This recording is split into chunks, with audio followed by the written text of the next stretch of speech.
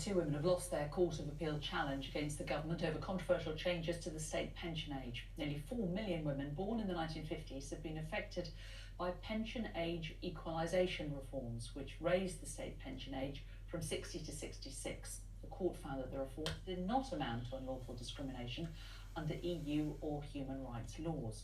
Well, let's talk to Joanne Welch, founder of the Backto60 campaign group, which was behind the appeal. Good to talk to you, Joanne. What's your reaction to this loss in court? Well, it's one step in the journey until we get full restitution for all 50s women.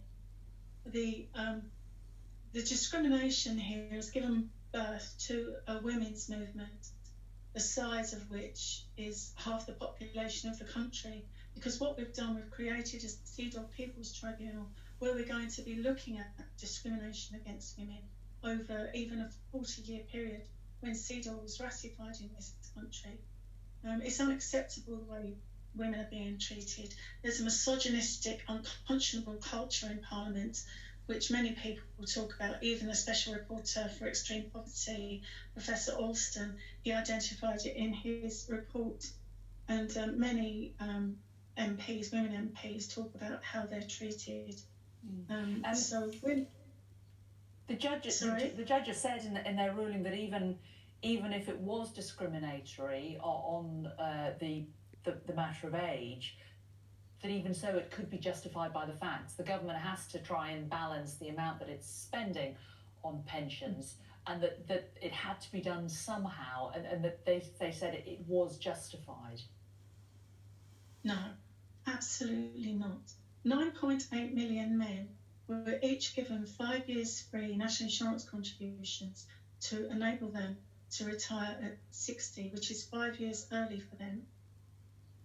3.8 million women were robbed and told to go back to work for up to 6 years amid the pandemic.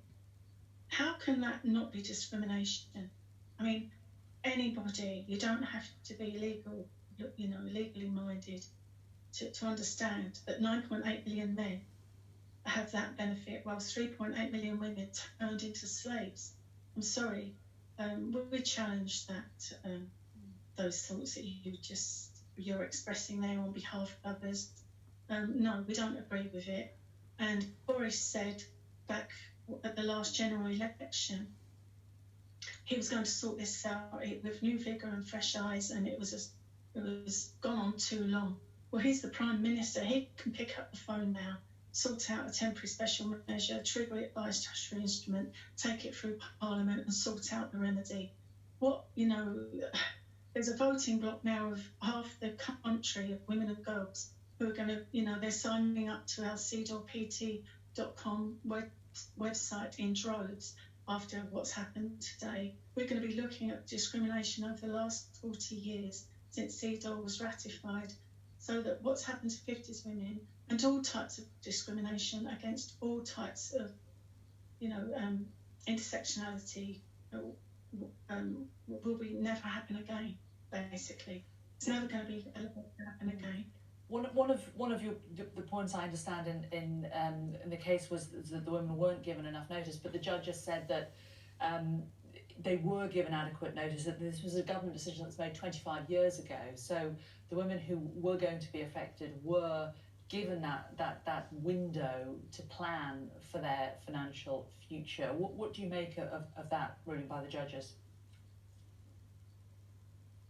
Sorry, hear me?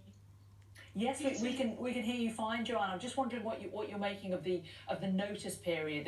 The judge is pointing out that the government made this decision 25 years ago, so that women, although the women who were affected will have had that length of time to prepare. No, look, Peter Lilly actively stopped communicating with these women, saying that their state pension age was going to be escalated. He stopped that. We've got their Whitehall memos, we've got a freedom of information, and we've got that proof. He stopped it. So, no, 50s women weren't told. No, they weren't. We've got massive evidence to prove that they weren't told.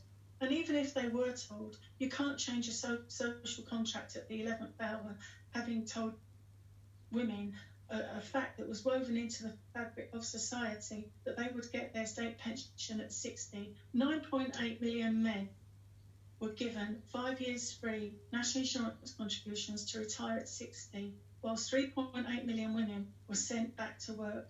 It's just modern slavery. Now, anybody who can't see that is discrimination, I'm sorry, they need to come to us and see our evidence.